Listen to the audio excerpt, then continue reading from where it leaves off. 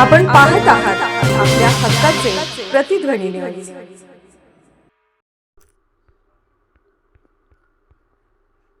मिरज पंचायत समितीत आंदोलनादरम्यान तणाव, अधिकाऱ्यांकडे चप्पल फेक, पोलीस व आंदोलकांमध्ये झटापट।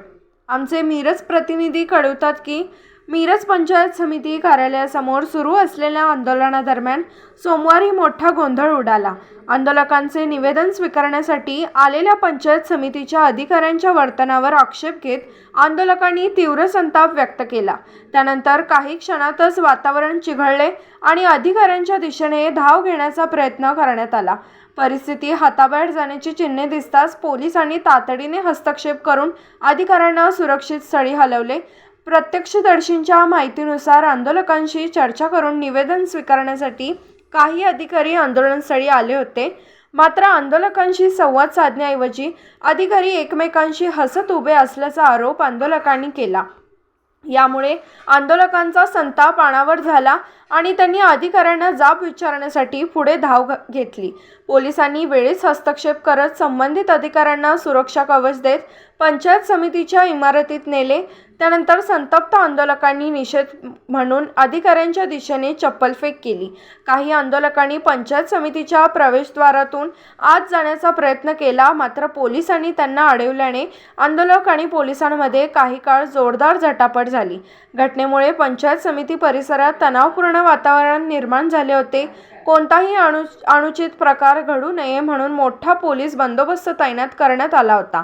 काही वेळानंतर पोलिसांनी परिस्थिती नियंत्रणात आणल्यानंतर आंदोलन पुन्हा शांततेत सुरू ठेवण्यात आले। दरम्यान या संपूर्ण घटनेबाबत पंचायत समिती प्रशासनाकडून अधिकृत भूमिका किंवा स्पष्टीकरण अद्याप देण्यात आलेले नाही। या प्रकाराची परिसरात मोठी चर्चा सुरू असून पुढील घडामोडींकडे सर्वांचे लक्ष लागले आहे।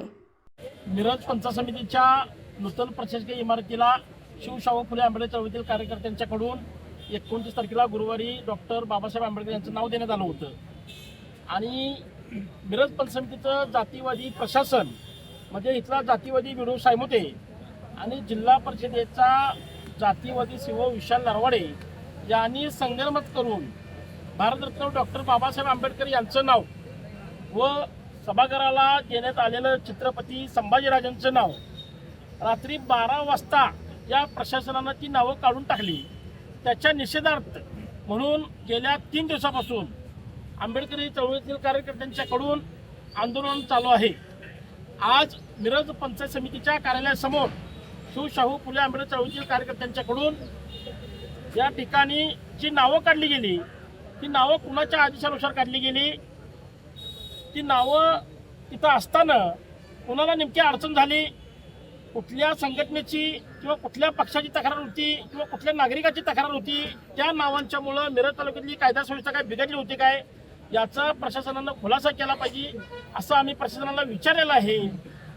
इथं प्रशासक राज संपलेला असताना, सभापती कार्यरत असताना, सदस्य कार्यरत असताना म्हणजे लोकप्रतिनिधींचं इथं राज्य चालू असताना प्रशासनानं नेमकी ही भूमिका का घेतली याचा सुद्धा खुलासा झाला पाहिजे।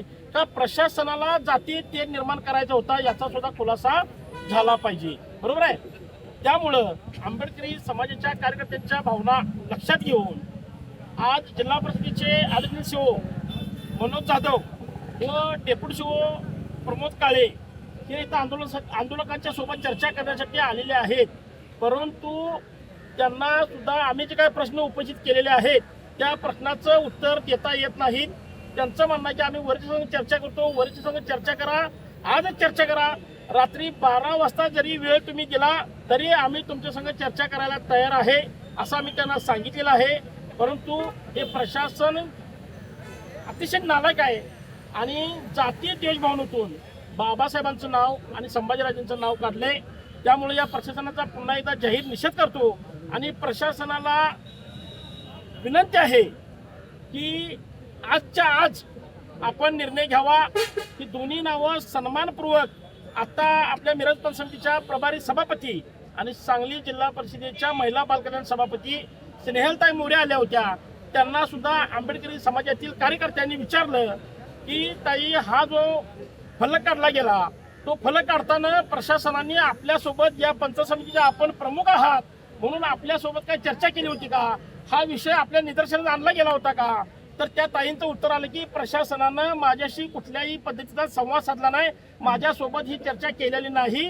म्हणजे प्रशासन ही इथलं मालक झालंय आणि प्रशासनानं या ठिकाणी हा बोर्ड काढला. म्हणजे लोकप्रतिनिधींना किंमत न देता मग सभागृह कशासाठी आहे? मग पंचायत समितीची जी काही लोकप्रतिनिधी आहेत ती लोकप्रतिनिधींची निवडणूक घ्यायचं, इथं सभापती उपसभापती निवडायची आणि सदस्य म्हणून निवडून यायचं. मग सभागृहाला इथं उच्चस्थानी सभागृहाचा आहे. मग सभागृहाचा काही ठराव झालेला नसताना अधिकाऱ्यांनी ही मनमानी पद्धतीने का केलं गेलं हा संशोधनाचा विषय आहे आणि त्याचं उत्तर अधिकाऱ्यांच्याकडून आम्हाला मिळायला पाहिजे ही आमची भूमिका आहे. आपण पाहत आहात प्रतिध्वनी चॅनल. अशाच बातम्या पाहण्यासाठी आमच्या चॅनलला सबस्क्राईब करा आणि बेल आयकॉनवर क्लिक करा.